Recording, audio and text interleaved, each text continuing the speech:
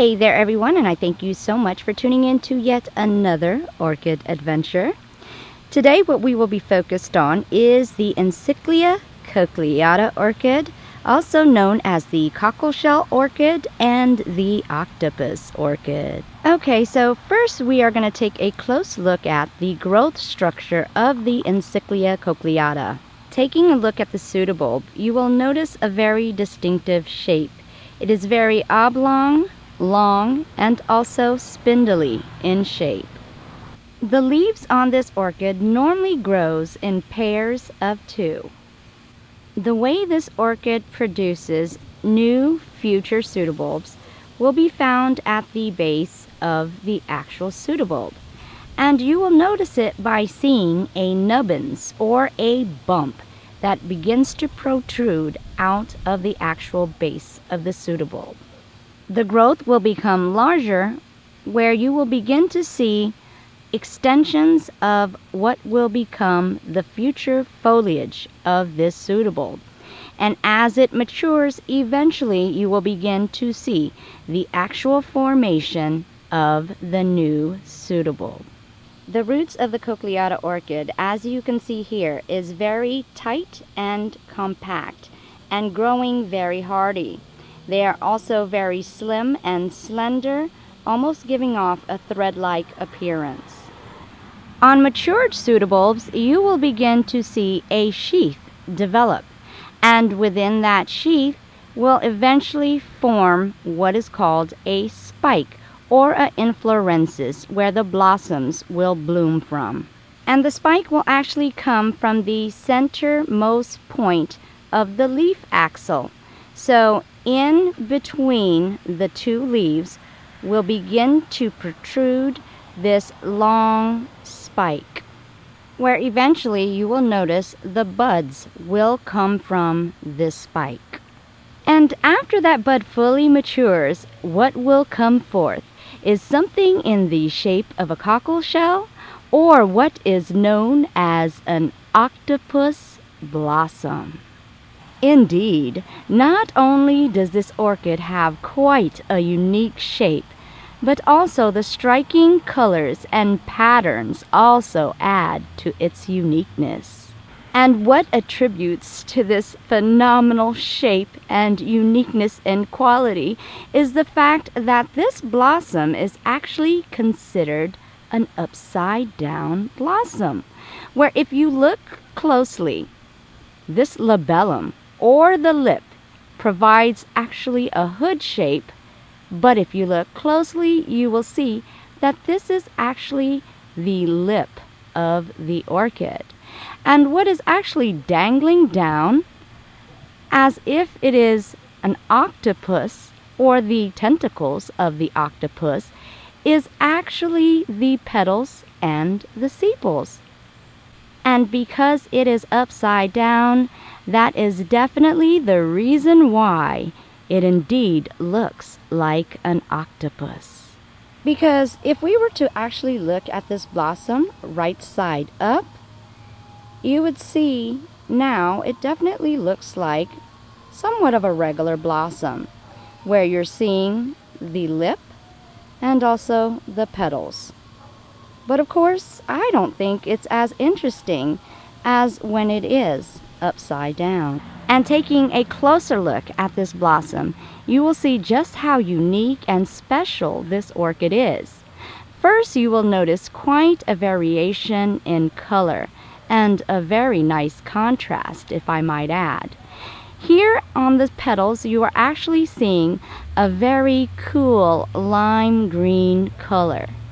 And as we take it more to the top where the hood is, you are seeing very dark purple and maroon in color.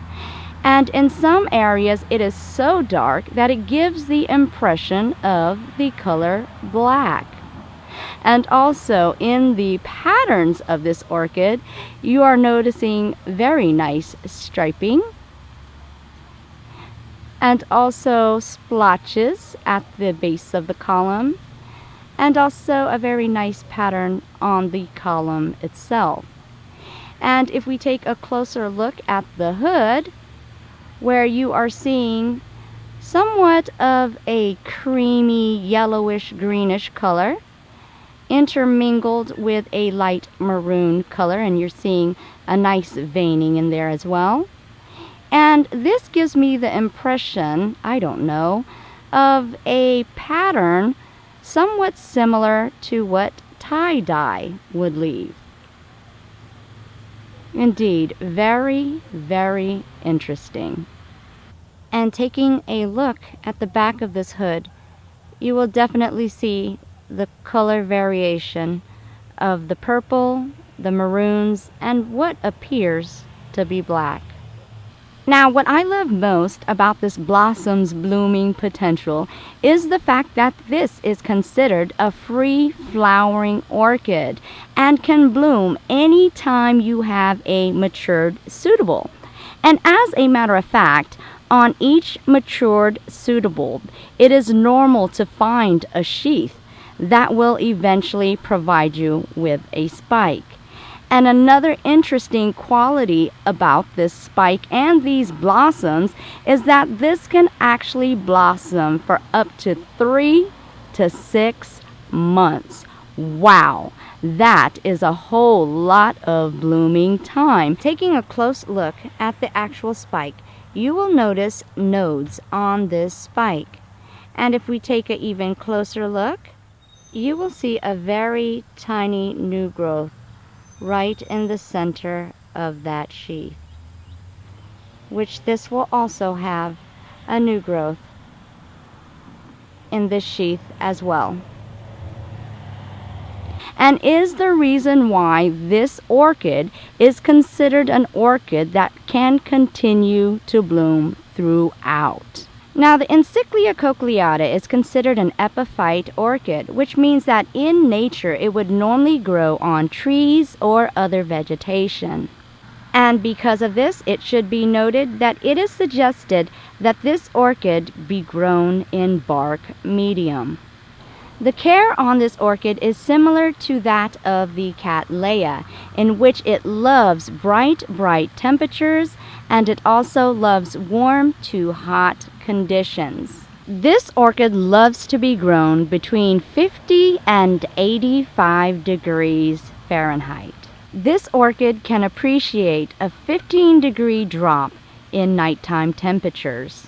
You can water this orchid between 1 to 3 times a week, just depending on your location and depending how hot the climate is and how fast the medium dries for you. Now, this orchid should be allowed a little bit of dry time between watering. So definitely once it starts drying out, that would be the time to water again.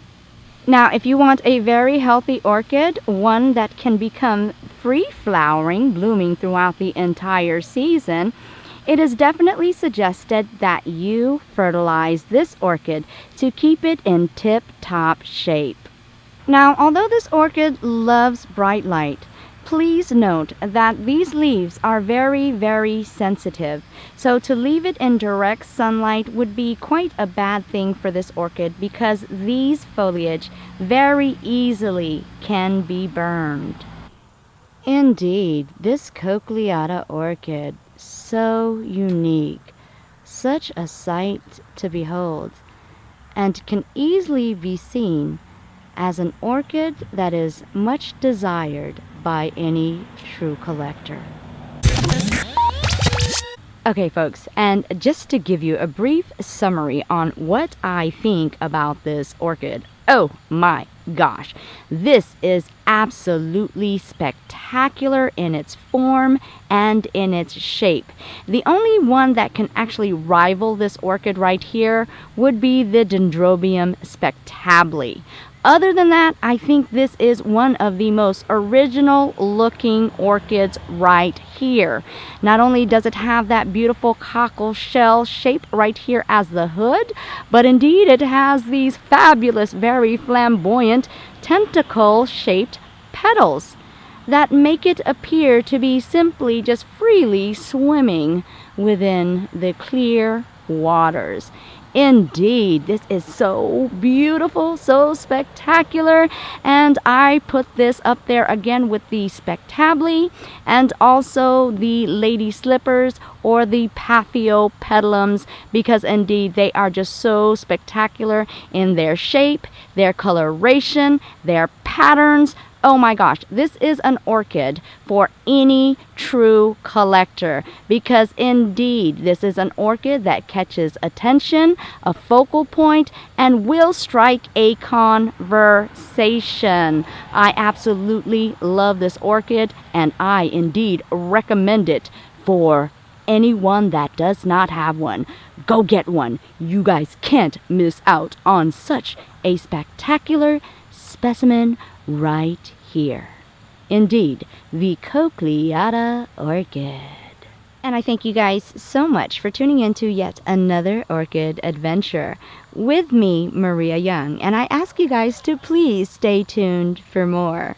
Take care, and thank you for watching. Bye-bye!